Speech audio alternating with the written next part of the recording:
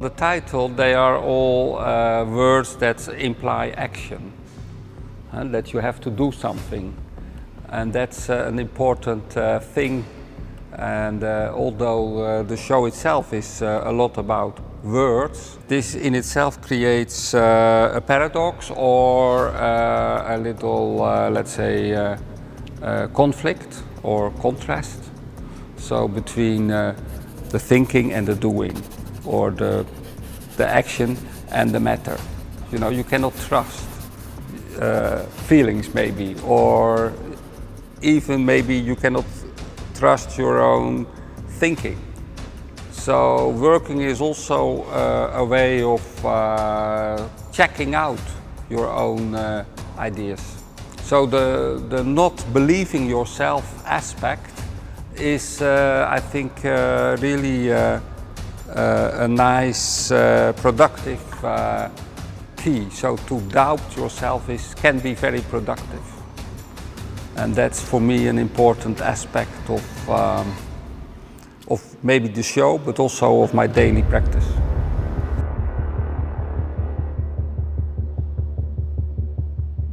Sometimes you choose a means that fits the work. So in this case it was really fitting.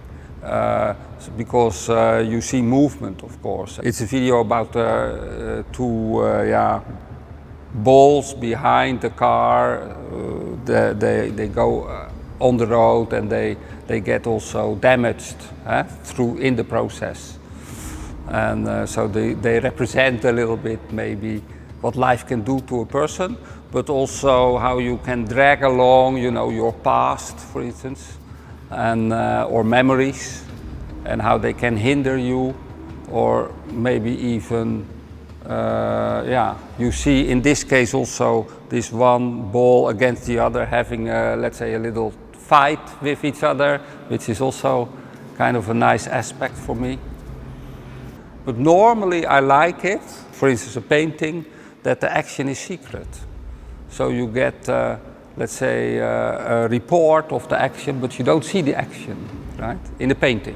There's also this action aspect that it's like writing, which is, you know, doing something. You have to move your hand to, you know, on the surface, and to do it fluid and in one move.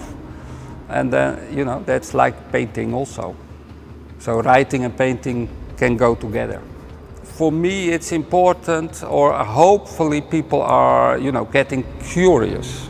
I hope art can do in general that, you know, that it can give a new perspective on things.